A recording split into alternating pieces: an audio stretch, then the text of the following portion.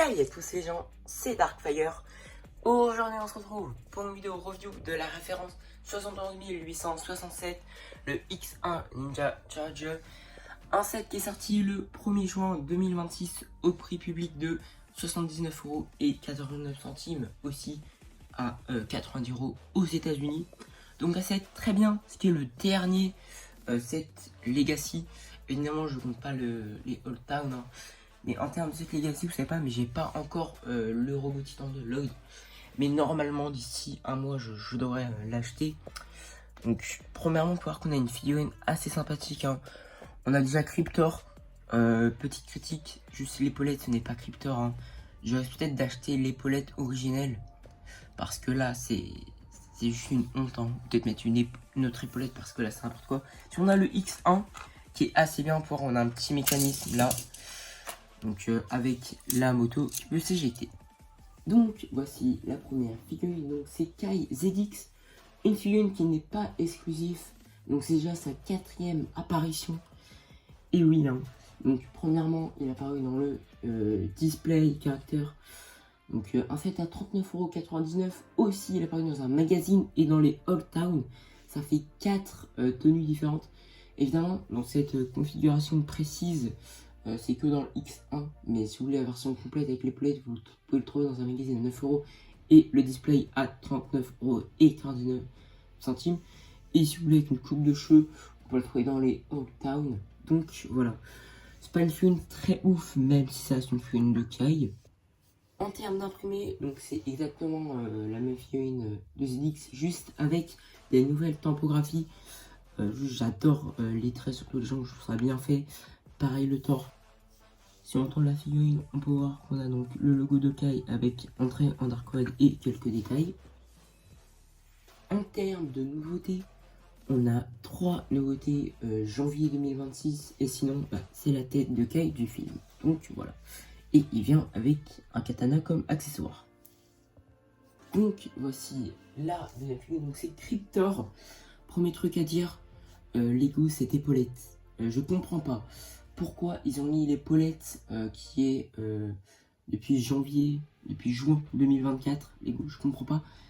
Ils auraient pu clairement mettre une autre épaulette. Ils ont fait un nouveau moule ici. Donc oui, ça c'est le moule de 2014. Ils l'ont fait revenir, je crois. Donc c'est très bien. Sinon, en termes de nouveautés, on a donc 3 nouveautés juin 2026. Sinon, l'épaulette, elle date de juin 2024 et les jambes, c'est déjà en noir. Pour les imprimés, on peut déjà remarquer la tête qui rend assez bien, hein. Comme par exemple, on a donc des détails en rouge et en argenté. Sinon, pour le torse, on a donc des détails dorés, un bras argenté. C'est assez bien d'avoir un bras argenté, c'est pas souvent qu'on en a. Et on a aussi des tubes. Pour les imprimés arrière, on a l'arrière de la tête de Cryptor. On a aussi une petite roue, une sorte de scie avec un cercle rouge et des détails en violet et du gris. Sinon, pour tout ce qui est cagoule elle-même, donc c'est quasiment le même moule de 2014. On peut voir qu'on a donc des yeux rouges. Cette pièce est très bien à voir parce que j'en ai pas dans ma collection et j'espère que la figurine Cryptor sera dispo dans un magazine ou sur Pick a Break, parce que j'ai pas beaucoup de lignes droid, et surtout pour avoir cette pièce qui est assez bien, je pourrais compléter mes autres Android pour les rendre accurate à la saison 3. Donc voilà, bon, on va passer à la prochaine figurine. Donc voici la dernière figurine, donc c'est Dusk, la maître élémentaire de l'ombre. Une figurine exclusive à ce set Lego. Donc c'est la dernière figurine des 15 ans. Et oui, en parlant de dernier, j'espère que le X1 n'est pas le dernier set Lego Legacy Ninjago. J'espère que Lego vont refaire l'année prochaine, parce que ce serait très dommage de ne pas en refaire. Surtout, il y a plein d'idées qu'ils pourraient faire, comme des sets de la saison 6 par exemple, de la saison 5. Ils n'ont pas trop fait de trucs. Pareil pour la saison 7. En particulier le X1, je trouve ça une mauvaise idée, mais perso, j'ai pas de X1 dans ma collection, donc c'est quand même bien. En termes d'accessoires, on a 2 petites lames. Je sais pas si c'est exactement comme une série. Aussi, petit truc, faut savoir, c'est que j'en aurai une lame en plus. Donc voilà. Sinon, pour les nouveautés, on a 3 nouveautés juin 2026. Hein. En parlant de cette UN, c'est juste incroyable d'avoir des maîtres élémentaires en plus. J'espère qu'on aura les autres maîtres élémentaires parce qu'il y en a certains que les Go n'ont pas fait. Comme le maître élémentaire de la forme, je crois, et un autre peut-être. Sinon, en termes d'imprimés, on peut voir qu'on a donc des magnifiques imprimantes gris. Aussi, on a un petit trait en noir. Aussi, donc évidemment, majorité, c'est en violet la fille, exactement comme dans la série. Bon, il y a peut-être un truc qu'on peut dire, c'est que la coupe de cheveux n'est pas la bonne. Je sais que pour Lego, c'est peut-être compliqué. Personnellement, c'est pas la fin du monde. Mais je crois que c'était pas la bonne couleur. Je crois que dans la série, elle est noire, la coupe de cheveux. Peut-être mettre une coupe de cheveux noire. Sinon, pour le torse, on a donc des détails un peu en doré et du magenta. Pour les imprimés arrière, on peut voir qu'on a donc un mini cercle et des traits. Donc voilà. Et petit truc que j'ai oublié de dire, c'est qu'on a des imprimés, une double tête en fait. Donc là, c'est quand elle est contente. Et là, c'est quand elle est énervée. Donc voilà. On va passer à la revue du set lui-même. Avant de passer à la review du X1, je dois parler du socle. Première, on peut voir qu'on a le logo des 15 ans, cette taille tampographiée. Aussi, on peut voir que vous n'avez peut-être pas, mais on a une taille 2x2 magenta, c'est pour chaque couleur. Sinon, en tout, c'est une 4x4 et on a des studs. Hein. Évidemment, voilà les pins, j'ai juste inversé pour que ça soit plus simple pour mettre sur mon display. Donc, voilà. Donc, maintenant, on va passer à la revue du X1 en lui-même. Premièrement, je voudrais parler du mécanisme. Donc, je vais vous le montrer. Donc, le mécanisme, c'est ça. Donc, vous appuyez là et ça s'ouvre. Hein. Donc, je vais rentrer en détail. Premier truc que vous pouvez voir, c'est qu'il y a un ressort en dessous de la voiture. En fait, vous appuyez là et vous mettez la voiture. Je vais vous montrer. Il faut juste appuyer ici, si vous voyez bien avec mon téléphone. Donc, vous mettez la voiture, vous la glissez comme ceci. Faut faire très attention.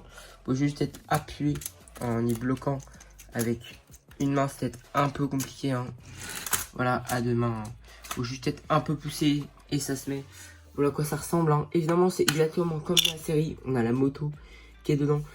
Le petit truc qu'on peut dire, c'est que quand on soulève, bah, ça s'enlève en fait. Donc j'aurais préféré peut-être un truc qui bloque. Peut-être. Mais bon, peut-être avec une charnière, ils auraient pu. Pour enlever, ça aurait été peut-être un peu plus compliqué. Mais quand on le bouge, ça peut arriver qui saute le truc. Mais sinon, en termes de détails, c'est une très belle voiture. En termes de dimension, vous pouvez voir à l'arrière de la boîte. Donc c'est 25 cm en long et 12 cm de large. Assez grosse comme voiture. J'ai pas encore fait de comparatif avec certaines voitures, mais je sais qu'il fait à peu près, je pense, la taille du combo. Hein. Mais en termes de taille, je pense que c'est un peu similaire à la voiture de l'œil de la 608 ou un autre buggy. Évidemment, c'est 80 roues, il y a 600 pièces, c'est très rempli comme pièces. Aussi, on peut voir qu'on a des roues. Les roues roulent assez bien, je vous avoue. Hein. Évidemment, il y a beaucoup de stickers. Si vous n'avez pas l'habitude de poser des stickers, ça va être compliqué, mais moi, perso, j'ai l'habitude d'en poser. À l'arrière, on a cette partie qui peut être relevée. Hein. Évidemment, hein, c'est pour que ça se relève. Hein. Donc, voilà. Si on a des roues, on a le pare-choc qui est assez stylé avec tous les stickers. Aussi, on a des détails bleus. Donc voilà, sans trop activer le mécanisme. Sinon, en dessous de la voiture, donc on a du technique. Hein. J'avoue, le début de la voiture, c'était un peu compliqué, mais après, ça se passe bien. Hein. Pareil, on peut voir qu'on a des nouvelles pièces. J'ai peut-être oublié de dire, mais sur la moto, on a une nouvelle pièce qui est ici. C'est ça, la nouvelle pièce. En parlant de moto, la moto est assez bien. C'est peut-être pas parfait à la série, mais ça reste quand même potable. Donc voilà. Sinon, si on a des katanas, petite critique, ils auraient pu mettre les katanas, la pièce qui existe, c'est une pièce plus courte. Mais bon, ils font ce qu'ils veulent, Lego. Hein. Sinon, à l'arrière, on a donc une petite plaque de pare-choc ici. Et on a aussi donc des petits réacteurs pour la voiture et des phares. Donc voilà. Aussi, on a un sac qui peut s'enlever. Hein. Si je ne l'ai pas déjà dit. Personnellement, je trouve que c'est des voitures très belles, surtout parce que c'est un véhicule de caille, évidemment. Le rouge, je trouve ça très beau avec le Dark Red. On trouve pas souvent du Dark Red sur les véhicules. Aussi, on a des ailerons à l'arrière. Évidemment, c'est pas exactement à 100% comme l'originel. Personnellement, je n'ai pas les deux premiers, mais c'est des versions assez bien. On a des katanas à l'arrière. Aussi, on a des jantes qui sont assez bien. Je vous avoue, ça, moi, ça cache. Moi, c'est vraiment accurate à la série. Et aussi, on a un peu de flame orange. Donc, voilà. Donc voilà, je pense qu'on arrive déjà à la fin de cette vidéo. Si vous aimez cette vidéo, n'hésitez pas à liker et vous abonner et à commenter. Avant de terminer cette vidéo, je voudrais dire un petit truc que vous avez peut-être remarqué au début de la vidéo. J'avais oublié de mettre les studs. Hein. Donc voilà, un petit easter egg pour ceux qui ont resté jusqu'à la fin. Je vous remercie à ceux qui sont restés jusqu'à la fin parce que il n'y a pas beaucoup de personnes qui restent jusqu'à la fin. Donc ceux qui restent jusqu'à la fin, vous pouvez mettre un commentaire, dire fin. Pour ceux qui sont restés. Hein.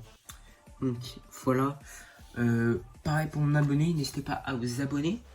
Je rush les 300 d'ici août-septembre. Donc voilà. Bon bah c'était Darkfire. Et ciao!